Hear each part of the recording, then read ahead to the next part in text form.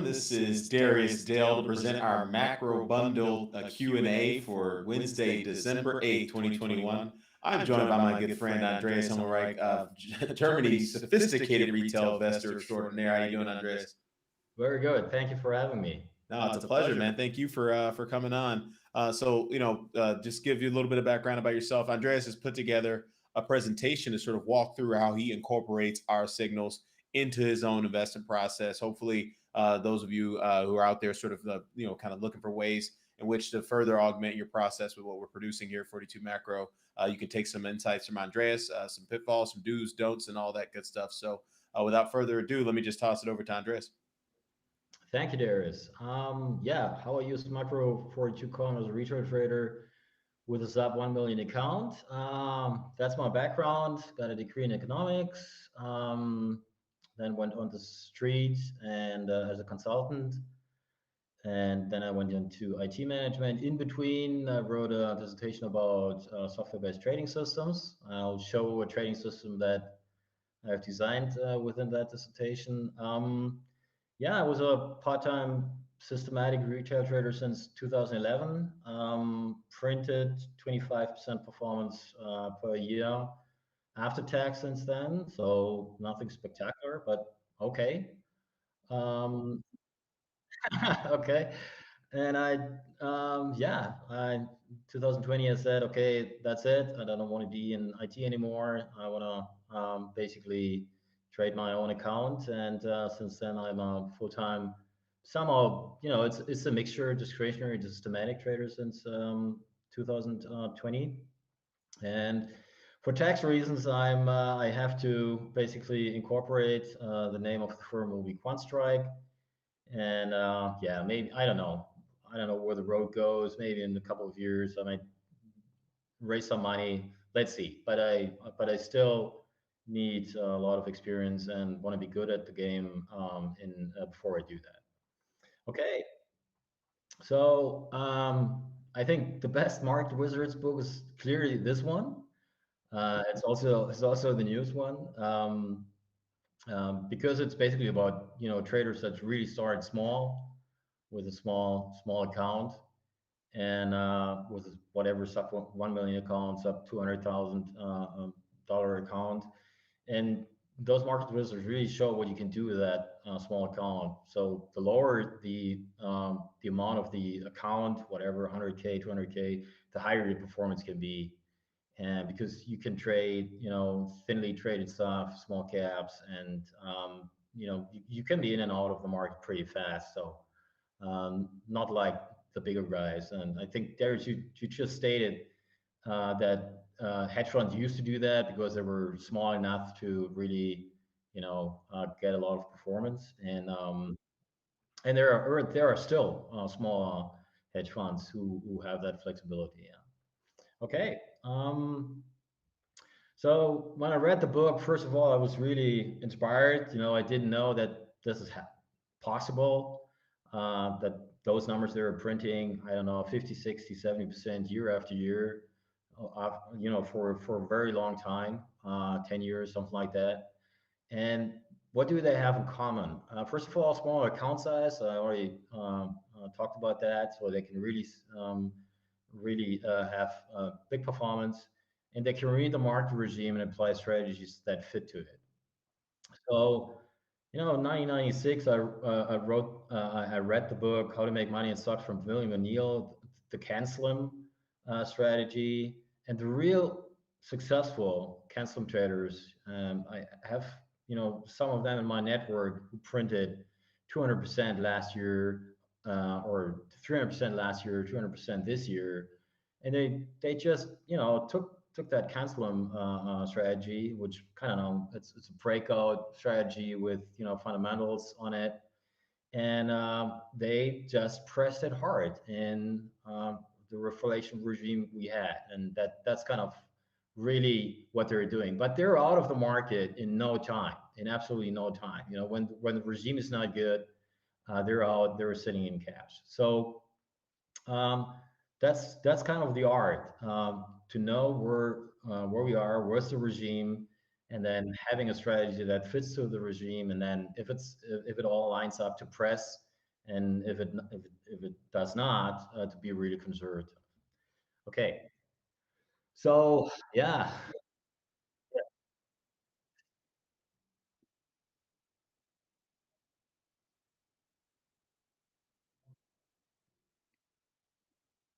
risk in all market environments. no, There are times to be a pig. I would argue, we were as piggy as it gets going back to November of 2020 and December of 2020.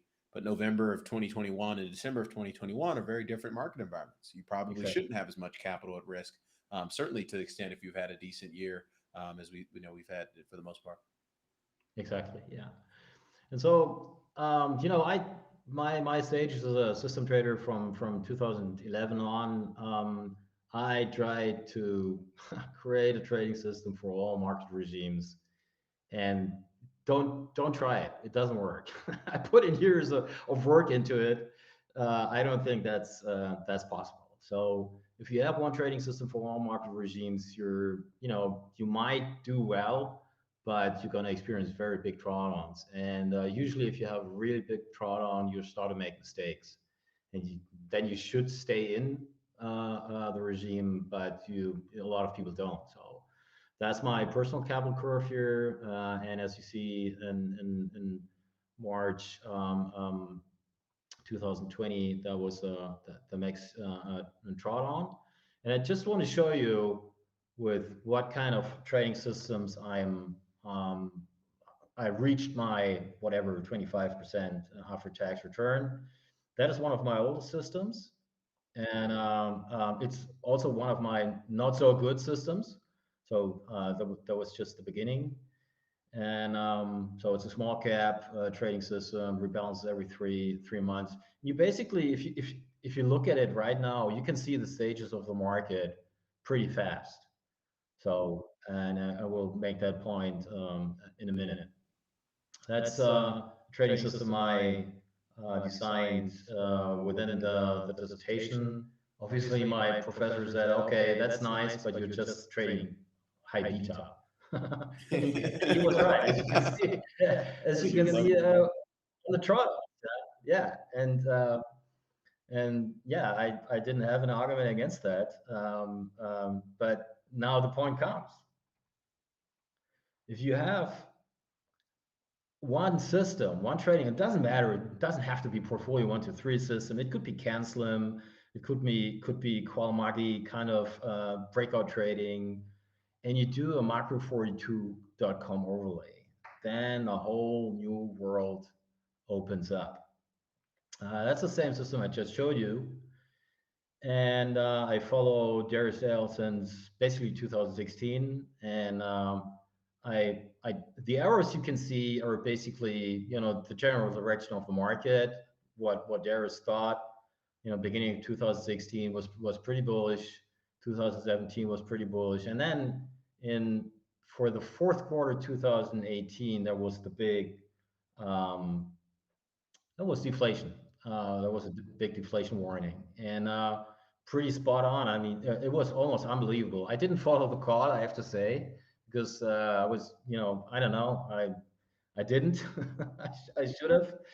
And a month later, 2 months later, I had a drawdown of 30%, and I said, "Oh, guys, this stuff is working. Darius is right." And then, yeah, well, yeah, but then the call was, I think the call was inflation. Yeah. Call was inflation, and then basically, I think it was in the aftermath. It was even Goldilocks, but you Mhm. know, not as bad as a continuing deflationary market. And Yeah. yeah, then from what I remember, 2019 was you guys were still like in long duration stuff. You were pretty conservative, and I think I think you Darius said then basically the fourth quarter of 2019 it was cautiously bullish, but then in February the big warning came, and then okay, COVID came and nobody could have foreseen that, but still the call was right. And then the next call I remember was in somewhere around June 2020, and then there is your big call, which was spot on in November last year, and just look at the arrows and take a decent trading system, and then listen to the calls and reduce whatever to cash or go to long duration TLT, something like that. So that's the point here, basically. Not going to get them Okay. all right. That's for sure. But hopefully, knock on wood, the process is expressly designed to help avoid drawdowns. We're not going to Yeah. nail every we're not going to have the highest upside capture ratio. Certainly, whenever we're in an inflation or deflation regime, that's not the goal. The goal is, as Andres mentioned, is to protect and preserve capital. So, hopefully, we're Yeah. doing our job on that. Yeah. Exactly. So third stage is basically an all-weather dynamic book that does well in Goldilocks reflation, inflation, and shallow deflation with a 42 macro overlay. Um, the thing is, I don't like that really because you're not really specialized to one regime, and it looks really nice, but it only has like, as I said, with a small account, 34% on all the regimes we had, that would be not enough for me. So the next stage is, and the, I'm kind of in the beginning of that stage as having systems that are specifically designed for the grid market regime and play, and the system needs a green line from the market regime basically. So first experiences is it that it's really difficult to design trading system for inflation and deflation, really difficult. So I'm kind of just thinking, well, why don't you go just really conservative and in deflation and inflation, and press the button in the other two bullish regimes. But so I'm kind of still in the finding phase here. Okay. Um, when I show that system, I get a lot of pushback because, obviously, and I can understand that people say that's not possible. You can't have 80% performance, and it's true, you can't, but you can if you have a small account. So this is trades tinily, small caps, micro caps with good earnings revisions. It is totally concentrated. It has swings of whatever 10% every month, so it's pretty. You can't see it in the capital curve because it's not logarithmic, but it has pretty wide swings, and it's highly concentrated. It's on reflation and Goldilocks, and you need a really small account size. That's kind of the, one of my main points. If you have a small account size and then are able to time the market regime, and you're then in whatever in Goldilocks and reflation, you can really press it. And I got people in the network who made really, really good performance last year, this year. Yeah. Okay. And that's the same trading system with by calendar year. And there you see it. I mean, 2013 was, I looked at the data, was pretty bullish, was Goldilocks and reflation. 2017, 2020, at least from June on, November on, and then 2021 just, was, I think, the perfect year for that kind of strategies. Yeah. Hmm. Okay. And another thing I wanted to say is that you don't have to go to portfolio 1, 2, 3. If you're interested in systematic trading, I think that's real good. Real good firm to use. They have great data, and it's compared to other quant platforms, pretty easy to use. But a very, very good strategy would be just to use Cancelim, for example, as with a small account from Investors Business Daily, William O'Neill stuff. And here I have one trader. I don't know whether I can call him retail trader. I think he has over 70 million now. And what? Yeah, and I mean, just look at his Twitch streaming, and he is a very good tape reader. He is a very, very good tape reader, and as I said, if you have that kind of breakout strategies, you need to be in the right tape. Yeah. Okay. Hmm. Do we have questions in the queue or? Oh, we have questions in the queue, but I know you had some questions for me that you wanted to Yeah. Yeah. shoot Okay. over to the Great. audience. Yeah. So we talked about it just before we were shooting that stream here, and I'm totally fascinated by that table because from how I understand it, if you don't have a lot of time reading through the whole report from you, Darius, that sums it up, right? Hmm. Yeah, I mean, look, this table is designed to impute everything we think, or not we think, but the models think are likely to happen with respect to growth, inflation, and policy into a sort of, kind of summarized, or one clear takeaway as it relates to the expected dispersion within asset markets. And so, in terms of reading this table, the first column, the macro regime column, that's the back test for the broad, for that broad regime. So, with respect to the trailing 25 years, what's the annualized monthly return of the asset of the particular exposure whenever we're in this regime in the economy? And so again, these are trailing 25 years of observations.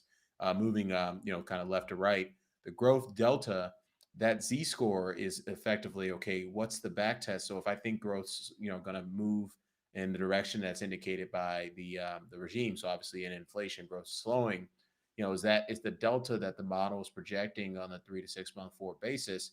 Is this something that is very, large? It's a small, medium, or large, and so small would be obviously indicated as a zero sigma delta, and as the sigmas in relation to the trailing 36 month sample, trailing 3 year sample.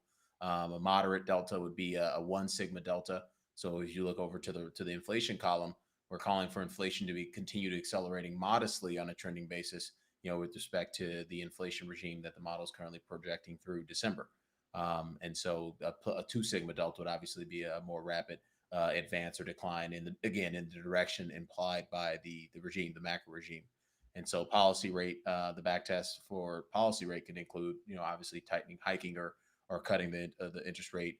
Policy balance sheet would clearly, be the Fed expanding or contracting its balance sheet. Fiscal policy is the deficit to GDP widening or narrowing. And then lastly, what's the rest of the world doing in the context of the U.S. back test? So inflation as well. And so we blend that all together in that blended return column, and we're doing that again in terms of the scatter plots. We're doing the same process again of pulling in all these sub back tests across, percent positive ratios, annualized expected returns, percent positive ratios, volatility, and covariance.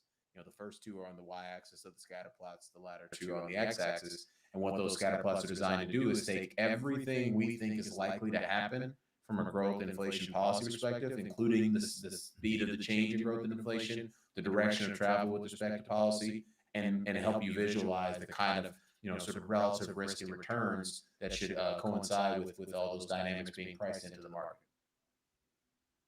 Yeah, and I mean, I was really fascinated by your inflation call because first of all, if you look at the Russell 2000 index here, it has a planned annualized expected return from minus 8.1, Mm-hmm. and after the call, that just happened. Yeah. The Russell just lost, I don't know, I think from peak to draw, I think it was like intraday low was like 12%, something like that. Mm-hmm. And I think from your call on pretty much, I don't know, 6, 7, 8%, something like that. Yeah, And and I think yeah, one thing I'll say is that one thing that's been really both, I would say, not frustrating, but it's been very challenging to communicate in the second half of 2021, because the yes, reality is we just haven't had these very clean, consistent trending market regimes, right? It's been grid zero, it's been messy, it's been very difficult. We haven't really seen a tremendous amount of trending sector and style factor leadership in either the equity or fixed income markets. And so, it's put more onus on the market signaling aspects of the process relative to the sort of economic aspects of the kind of metric yes, aspects of the yes. process. It's when you're just at the beginning of a multi-quarter advance in reflation or something like that, you just set it and forget it. This is Yeah, not 2H21 was not a set it and forget it time. yeah, absolutely. So I have one question for that table. So what's the weighting of the basically? Do you weight the bottom up and the top down regime into one regime, or is it just the bottom up regime here? Yeah, no, so that's a great question. So, what we're doing in these back tests is effectively what we're trying to do. If you go to those, sort of, I think it starts on slide 35 in the most recent macro scouting report that was out yesterday. Mhm. Sorry, slide 36. The scatter plots, where it's at the chart on the right represents the current regime, what the current market regime is, and I assume the current market regime is a function of everything we programmed into this table that we're displaying on the screen. Okay. The reason inflation is the dominant market regime, I would argue, is because all of these things are effectively happening economically. The chart on the right in those scatter plots is okay. This is how I think the market regime is going to evolve over the near to medium term. It could be 1 month, could be 6 months, but in terms of the distance, but we just think this is the next market regime. This is the next set of variables that the market is going to try to price in on a trending basis. So that's why we display that. It doesn't necessarily mean I think inflation is going to transition to deflation tomorrow, although we got a question, really good question there we'll address in a second. But that's what this process is designed to do, is say, hey, look, this is the current weather. This is how the weather might evolve based on everything we think we know about the economy and policy.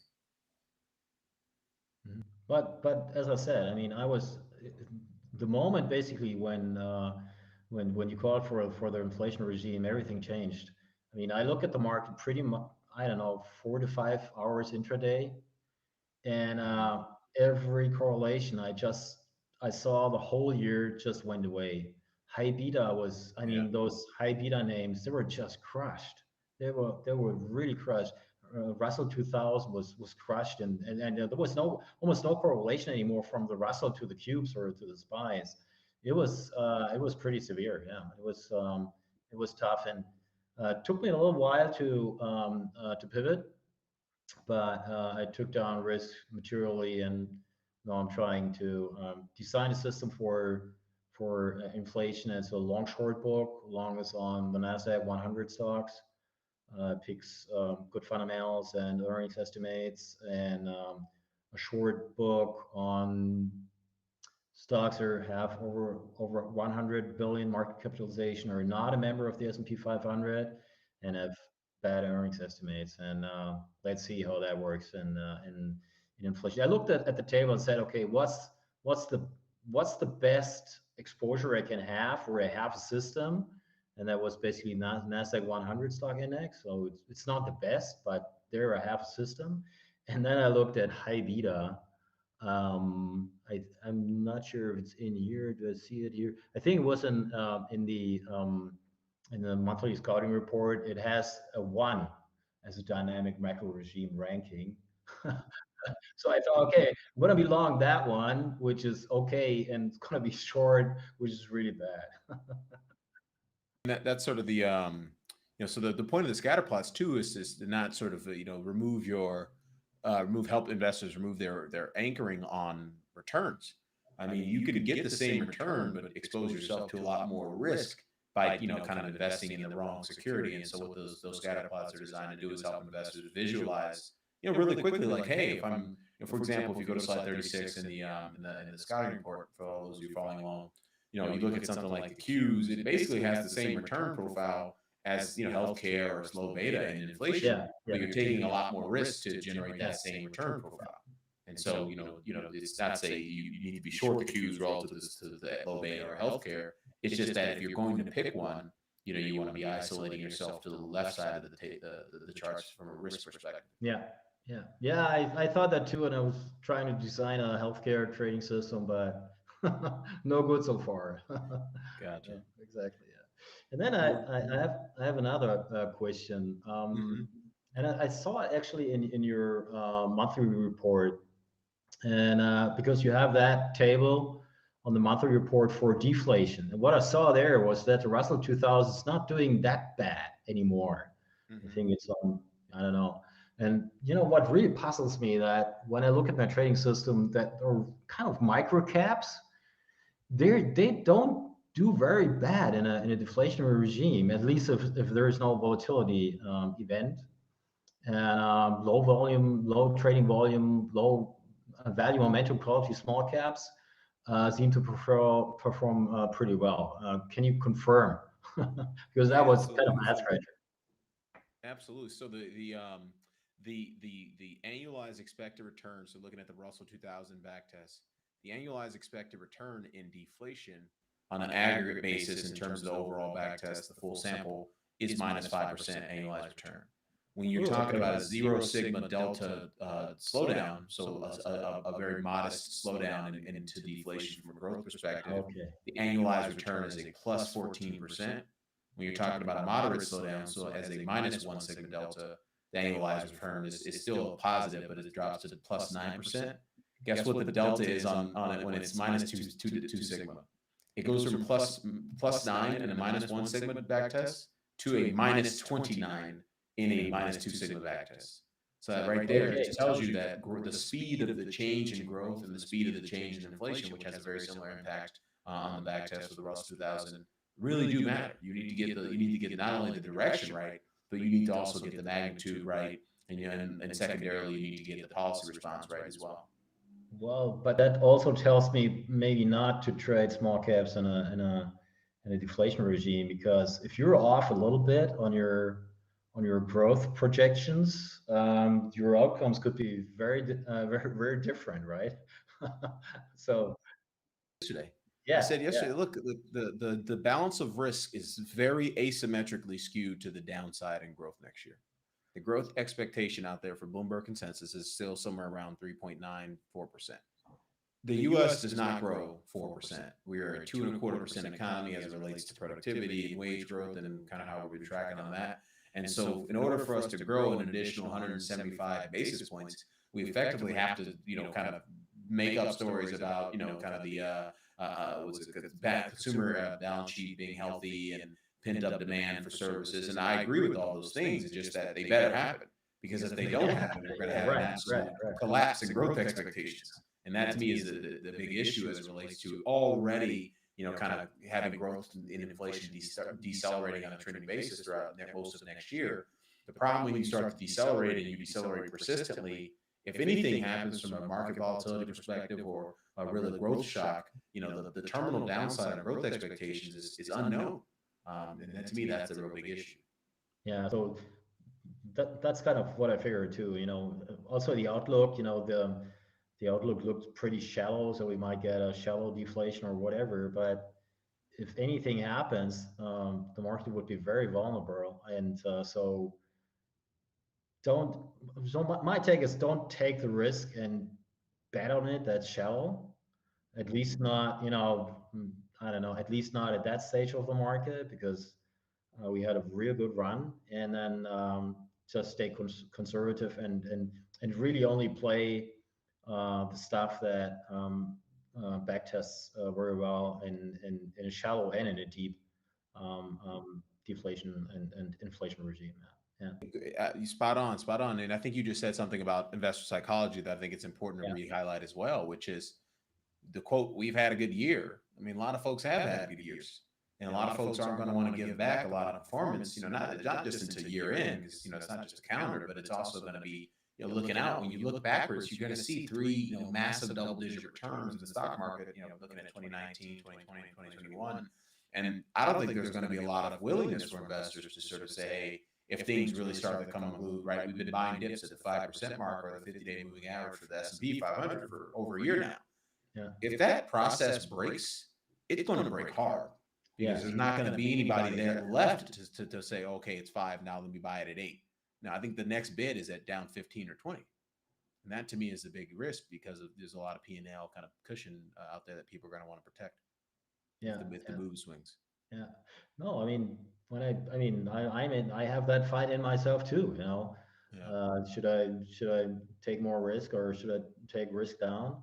And I have a lot of friends, and I tell them, look, get more defensive, and take down risk, and they ask me every day, "Do you think that the bull market is over?" And I tell them every day, "Yeah, that bull market you know now for I don't know since March or April 2020, that is definitely over. It's a different market now. We might get a little bit, it might be a small bull market, however you can call that, but it's definitely a different market, and you have to be manage risk, and then you basically talk to friends, and then they tell you, okay, how do you explain the rally of yesterday? I don't know. Now try doing that with thousands of people on a daily basis. Okay, No, I'm joking. It's a labor of love. yeah, Transition. Let me transition to some of the questions in the queue here, if you sure, don't mind. So we got first question from our buddy Mitch, who'll be joining us in a few weeks, I believe. I said, "What's happening, Team 42?" Says, "Saw you added Brazil and China this morning. Is it time to allocate to China, or should asset allocators be a little bit more patient?" So obviously implied by us adding it, we do believe that it's time to maybe step in and buy the dip, or not even buy the dip. The one thing, KBA actually sort of made a new high amid all the recent market volatility. So maybe that's a signal from the market itself saying, "Hey, look, the market is adequately priced in a lot of the the reform initiatives that have really catalyzed severe underperformance in Chinese assets all in the recent months." And so we certainly thought that was a good opportunity. I mean, you look at what slide was that, 113 or not 113? Sorry, 116 in the macro scouting report yesterday. You look at Brazil and China, and to me, I thought this was really interesting. This is something we called out in real time going back a couple of weeks ago, which is, hey, look, the dollar's going down in during this sort of all this market volatility. Now, that's not to say you got to run out of buy EM as a function of that. The unwind of those kind of like Japanese yen, Swiss franc, euro funded carry trades into U.S. equities and U.S. credit, but it may be a signal that the U.S. exceptionalism trade that kind of really catalyzed dollar strength, strengthen the S&P, strengthen the Nasdaq, strengthen our credit market at all-time lows and yields on both a nominal real basis and high yield. All that strength was a function of U.S. exceptionalism and our ability to outgrow the rest of the world, out vaccine the rest of the world, and in a day kind of out Spanish the rest of the world. And to the extent that that's coming unglued at the margins, you're going to want to start to look elsewhere for those types of opportunities. So the fact that Brazil and China didn't budge and all the volatility to me is a signal that a lot of the negativity in both of these markets has been priced in. And eventually, we're at least in Brazil, we're on the precipice of transitioning to Goldilocks economically. China, that transition to start to occur kind of in the mid to late Q1. All right, so next question. Rich is asking, good morning, Rich. So from this morning's leadoff morning note, could you please clarify the comment? Inflation's current share is now tied with its trailing 3-year peak. It's either deflation from here or bounce to lower highs and Goldilocks and reflation. So, kind of looking at slide 26 and slide 26 in the deck, where we show our share of confirming market regimes analysis within the context of the global macro risk matrix. What we're saying, hey, look, inflation, it's at its sort of trailing 3-year peak. It's not to say it can't go higher. Obviously, the peak will be what it be. The peak will be what it'll be. But the reality is, it's probably not going to go much higher from here. And so the next, you have to start to anticipate a peaking in the impulse of inflation from a market regime perspective. And what that ultimately means is we're going to transition either to deflation, or we'll start to see that inflation curve. Actually, can I share my screen? Nope, never mind. Don't worry about it. I'll continue kind of walking through the chart, but we'll see a peak. We'll see a peak in that inflation curve, the red line on that chart, and what we'll start to see is if the market can hang in there, we'll start to see the green line, this Goldilocks line, the reflation line, kind of bottom and start to make their way higher. I don't think we're going to transition to a Goldilocks or reflation regime because again, we don't see an economic scenario that supports transitioning to a Goldilocks or a reflation regime, but that doesn't mean that the share of confirming markets can't move favorably in their direction and ultimately favorably for broader risk markets. So that's something to call out. So we were saying, hey, we're kind of at a crossroads here. But again, going back to the CAC rate analysis we put in the morning note yesterday, and then also reshared in the Sky report on yesterday afternoon, the back test on entering the danger zone in CAC rate, we show that on slide 28, is actually quite favorable. I mean, we go back and we looked at there's been 7 times CACRI's in it. sorry, not the danger zone, my apologies, the consensus fear zone since the start of 2015. And the median return on pretty much everything risk is positive, somewhere with the 60 to 70% percent positive ratio on a 1 month forward basis. And so this is it's a positive signal, and I certainly want to anchor on that, and in terms of not overly raising cash or kind of running ahead for the exits, which is one of the reasons we did add a little bit more risk on the EM side. EM is one of the best back tests behind crypto in terms of that Capri consensus fear signal. But again, we're not anchoring one specific component of the process. We're tying it all together. It's Capri. It's observing the action in the currency market. It's obviously the grid, the sort of grid outlook for both Brazil and China, diverging from the grid outlook in the U.S. and a lot of the developed world in the early part of next year. Um, Another question here. Jimmy's called. Hey, Jimmy. Says you called out implied volatility discounts in equities post the short squeeze, but you flavored the comment with the warning. Very much did so. Said with elevated realized volatility, especially after the upside R vol. Don't you think the implied vol market is telling us that the move is over? Seems like a waste of capital to try to fade that. Yeah, definitely could be a waste of capital to try to fade that. I'm cognizant of the catalyst that we have ahead of OPEX. I mean, you're talking about a CPI report where you could potentially see a 7 handle on CPI, and then ultimately you have a Fed FOMC meeting next week where the Fed has to make a real about face. I mean, it kind of started to in Powell's testimony a couple weeks ago, but the reality is they haven't really fully acknowledged and pivoted towards, okay, we need to accelerate the taper. We need to put ourselves on a path to tightening the policy rate.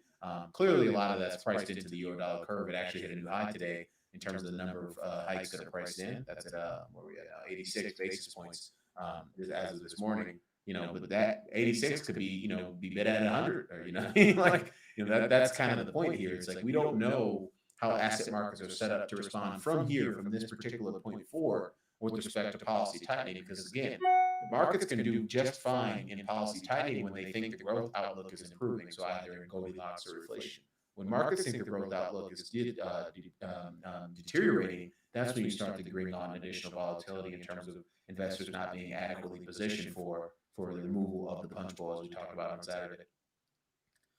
Robert's asking, you discussed in the scouting report that deflationary pressures were the reasons for the success of the 60/40 portfolio. Certainly disinflation was, in my opinion, the catalyst for that. Can you expand more on why this portfolio may not perform in the future with higher inflation rates? So I'm very much in the camp that 60/40 is not dead.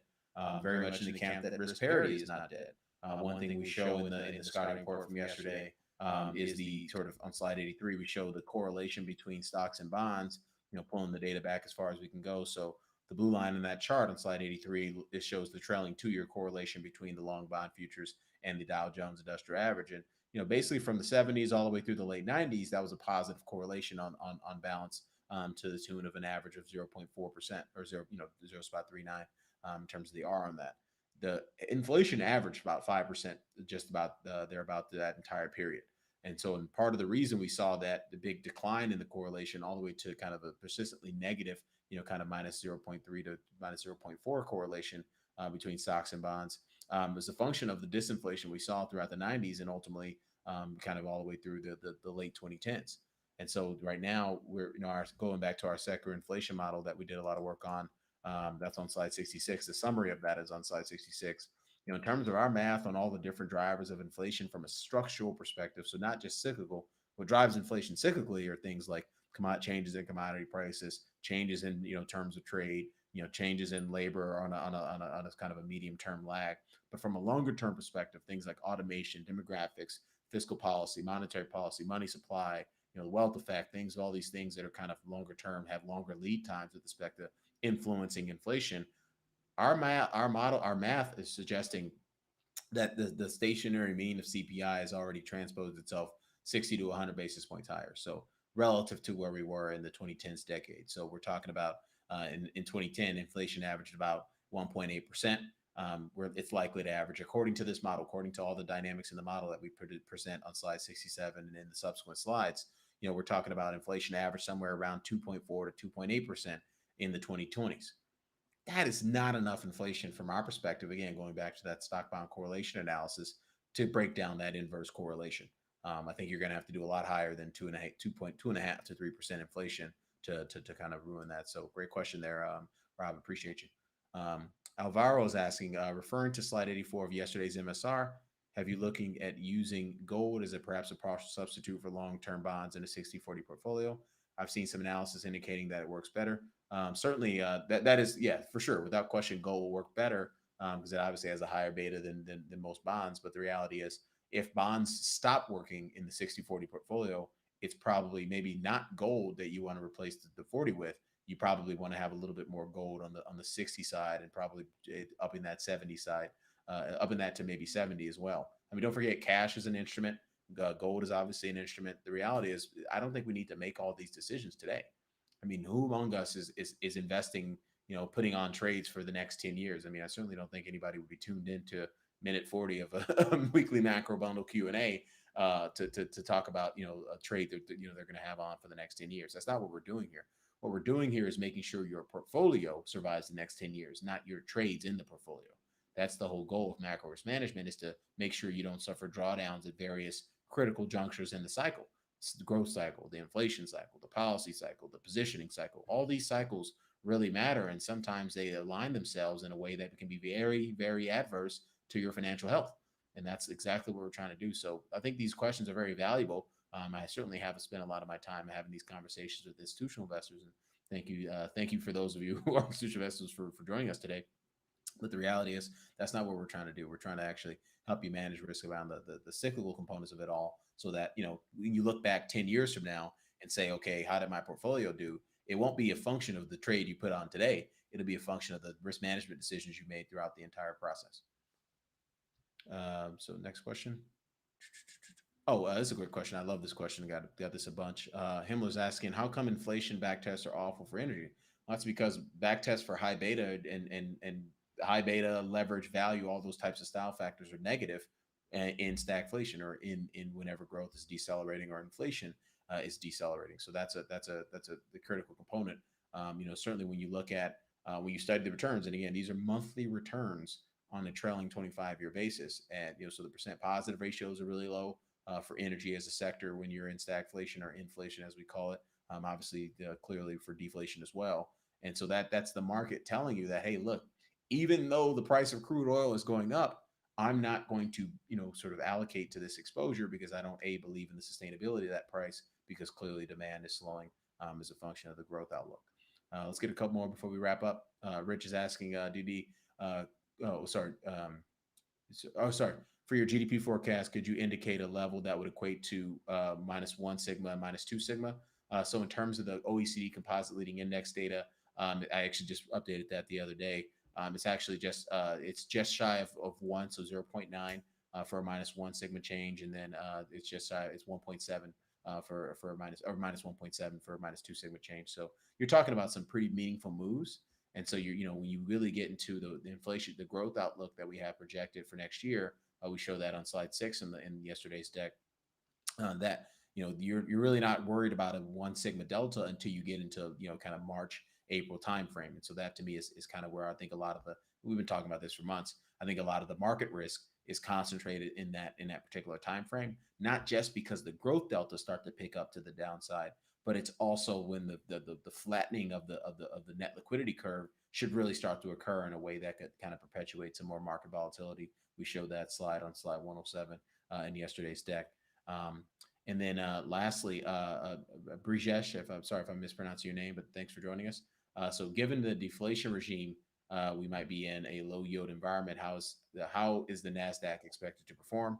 What are the advantages and risks for NASDAQ? So you don't want to be long the NASDAQ when you're in a deflation regime, generally speaking, unless you're talking about a modest deflation with respect to growth and or inflation.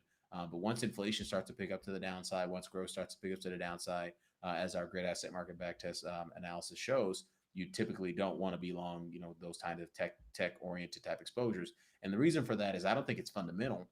I just think that in terms of how the market works, or the kind of process to getting to a market drawdown, is that investors really start to concentrate their growth in the exposures that they know can grow. And kind of, by the time growth really starts to slow down and kind of impacts those companies as well, that's when you start to see the broad de-risking in the buy side, the broad de-risking from retail investors, and the actual kind of heading for the exits and raising for cash. So hopefully our process is, kind of will help us, avoid feeling the brunt of that process by getting out in front of it, as we did a couple, several weeks ago with some of the pivots we made in early November. But with that, Andreas, any parting thoughts, my friend? No, it's going to be an interesting time and much more difficult than 2021. Absolutely. Yeah, definitely. And then my parting thought would be not every, you should not, again, as I said at the very beginning of today's talk, not every market environment is particularly if you're a retail investor. Obviously, if you're an institutional investor, you can check out when I say this because you got to remain fully invested. But to the extent you don't have to remain fully invested, why are you fully invested in a more challenging regime? And that's exactly what we talked about in today's lead off morning note. Hey, you're just dealing with the higher volatility market. You're dealing with a market that may not have trending sector and style factor leadership that makes it easy to not only establish positions but also maintain the positions to continue buying the dips in positions. It's just not an easy market to trade, and I think a lot of what we've seen from a volatility perspective may not start to trend from this particular point, but I think we've seen enough previews of what it might look like at some point in the first half of next year. So we want to be well out in front of that and having these discussions today, as opposed to having those discussions with vol as well north of 30 in terms of the VIX. So with that, thank you guys for joining us. Thanks, guys and gals. Andreas piping in from Germany, man. Appreciate you guys. I appreciate Thank everyone in you. Global Team 42. You guys are a wonderful community, and I look forward to catching up with you guys next week. Cheers. All right.